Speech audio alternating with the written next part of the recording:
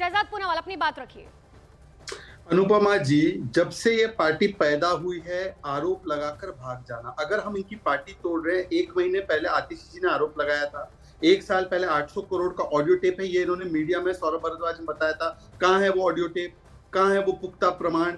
अभी तक एफआईआर नहीं की। अब सुन लीजिए भारद्वाज जी, आप तो मेरे अच्छे मित्र है। दूसरी बात, हम इनसे डर गए भाई, 22 सीट ये चुनाव लड़ रहे हैं, हम 303 की सीट वाली पार्टी, पर इनसे हम डर गए। अरे आप इतने डरे हुए नहीं है तो दिल्ली में 700 सीट अकेले लड़ते, कांग्रेस की बैसाख के ऊपर लड़ रहे। पर आज मुद्दा ये नहीं है, आज मुद्दा केवल, अनुपमा जी मैं बहुत शुक्रगुजार हूं कि आज आप एंकरिंग कर रही हैं। मुझे केवल एक बात जाननी है कि संजय सिंह का बयान जहां पे उन्होंने कहा विभव कुमार ने अभद्रता की है, हमारी सांसद के साथ हम खड़े, वो सही, या जो आतिशी और सौरभ भारद्वाज ने कहा कि ये लंगड़ा नहीं रही है, ये पीड़िता नहीं दिख रही है, ये रो नहीं रही है, ये बिलख नहीं रही है, इसके सर से खून नहीं फट रहा है, ये कहना पीड़िता के लिए, किसी भी पीड़िता के लिए ये सही। मैं केवल आज महिलाओं की तरफ से सवाल। ठीक है घनेंद्र जी, जवाब दीजिए जरा इन सवालों का, क्योंकि हर कोई ये सवाल पूछ रहा है ना कि आखिर संजय सिंह कुछ और कहते हैं, फिर 2 दिन बाद आकर आतिशी कुछ और कहती हैं।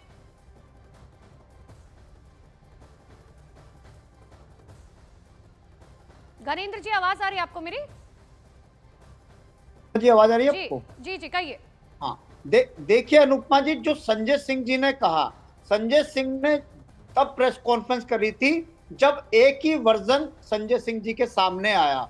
उसके बाद जिस तरीके से और वीडियो आई स्वाति मालीवाल जी की, 2 वीडियो आई, उन वीडियो में साफ पता चल रहा है कि स्वाति मालीवाल जी ना सिर्फ सुरक्षा कर्मियों को धमका रही है, ना सिर्फ विभव कुमार जी के साथ बदतमीजी कर रही है, वो वहां सोफे पे बैठी हुई हैं और सुरक्षा कर्मियों के बार बार कहने के बाद भी वो वहां से हिल नहीं रही। आपके वीडियो में कुछ दिक्कत आ रही है, मैं फिर आपके पास लौट रही, लेकिन शहजाद पूनावाला मेरा सवाल आपसे भी अब ये है कि अगर आम आदमी पार्टी ये कह रही है सीधे तौर पर कि देखिए हमने एक पक्ष सुना और उसके बाद जो है संजय सिंह ने प्रेस कॉन्फ्रेंस कर दी, क्या आम आदमी पार्टी में कोई भी एक नेता जो है वो इस बात को लेकर पूरी तरीके से रिलायबल नहीं था कि पहले दोनों फैक्ट्स को देखा जाए, सीसीटीवी देखा जाए और उसके बाद प्रेस कॉन्फ्रेंस की जाए? अनुपमा जी, यही मैं कह रहा हूँ कि ये जो सीसीटीवी फुटेज और क्लिप्स है, ये क्या 14, 17, 15 तारीख को बनी क्या? ये तो 13 तारीख को भी थी। संजय सिंह जी तभी ये क्लिप्स जारी कर देते, तभी वो देख के बता देते। संजय सिंह जी देखिए, ऐसा ये कोई ब्लैक टिकटिंग नहीं चल रहा है फैक्ट्स का, ये पूरे फैक्ट्स के साथ ही बैठते होंगे ना कोई भी डिबेट में या कोई भी प्रेस वार्ता में, या एक साइड की फैक्ट पे कर देते प्रेस वार्ता। संजय सिंह के बारे में आप बात कर रहे हैं, राज्यसभा सांसद, वरिष्ठ नेता है, 3 नंबर के नेता है सुनीता जी के बाद। पर मेरा सवाल सिर्फ इतना है, चलिए बाकी सब छोड़ दीजिए, क्लिप छोड़िए ना, पूरी सीसीटीवी फुटेज डाल दीजिए, अनुपमा जी और उनका चैनल देखकर तय कर देगा सच कौन बोल रहा है। घनेंद्र जी, यही सवाल मेरा भी और यही सवाल जनता भी पूछ रही है और यही सवाल दिल्ली पुलिस भी पूछ रही है। कल विभव कुमार सीएम आवास क्या कर रहे थे?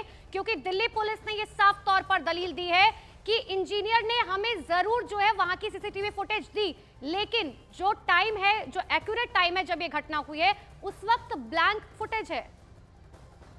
देखिए अनुपमा जी, मैं दोनों बातों का जवाब देता हूँ। एक, आपने संजय सिंह जी की प्रेस कॉन्फ्रेंस के बारे में बात करी, क्योंकि मेरा वीडियो चला गया था। मैं दोनों चीजों को स्पष्ट करता हूँ।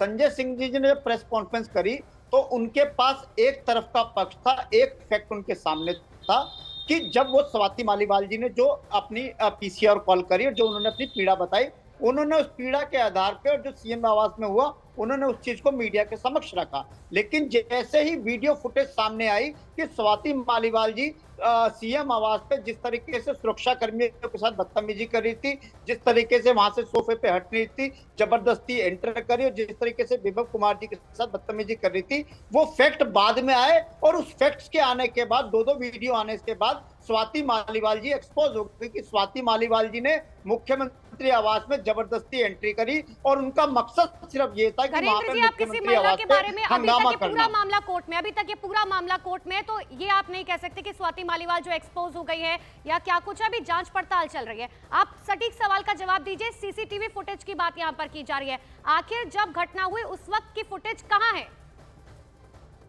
जी मैं वही कह रहा हूँ कि 13 तारीख की ये घटना है। पीसीआर की कॉल जाती है, पीसीआर की कॉल के बाद सिविल लाइन थाने के एसएचओ वहां आते हैं, वहां एसीपी साहब आते हैं, वहां डीसीपी साहब आते हैं। जब 13 तारीख को कोई पीसीआर कॉल हो गई और वो भी मुख्यमंत्री आवास को लेके, तो पूरी की पूरी चीजें उसी समय से दिल्ली पुलिस ने अपने जुरिसडिक्शन में ले ली थी, चाहे सीसीटीवी फुटेज हो चाहे कुछ भी। बातें घुमा रहे, आप गोल गोल बातें घुमा रहे। मेरी बात सुनिए एक बार।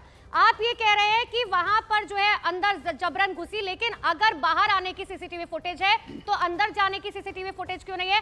और खासकर जब घटना हुई है तब की फुटेज कहाँ है? ब्लैंक फुटेज क्यों है दिल्ली पुलिस के पास बाकी? मैं क्या कह रहा हूँ कि दिल्ली के मुख्यमंत्री का घर है वो, दिल्ली के मुख्यमंत्री घर की जो सुरक्षा घेरे का काम है वो दिल्ली की पुलिस का है। और जिस दिन ये घटना है उस दिन के बाद से सारी सीसीटीवी सब कुछ मॉनिटरिंग पूरा, क्योंकि घटना मुख्यमंत्री जी के घर पे शहजाद पूनावाला, एक आखिरी कमेंट आपका।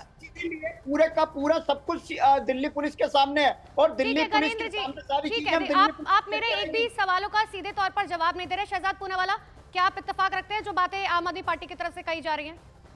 आपके दर्शक समझदार है कि अगर पुलिस एक पीसीआर कॉल के बाद बीच करती है तो सीसीटीवी फुटेज लेने का अधिकार उनके पास आ जाता है क्या? जब तक कि एक ऑफिशियल केस और एक प्रोसीडिंग शुरू नहीं होती है, सीजीएम का बयान नहीं होता है। उसके अलावा मैं आपको, मेरी बात छोड़ दीजिए, वंदना सिंह डीसीडब्ल्यू में आज भी है, साथी है इनकी आम आदमी पार्टी की। वो कह रही है अपने हिसाब से लिमिटेड वीडियो चंक एडिट करके डालने से, बीजेपी का एजेंट बताने से ये मामला खत्म नहीं होने वाला है, उसके लिए मरवाना पड़ेगा। ये वंदना सिंह का बयान है। अब वंदना सिंह भी एजेंट है क्या बीजेपी की? ये बता दीजिए। ठीक है, बहुत बहुत शुक्रिया शहजाद।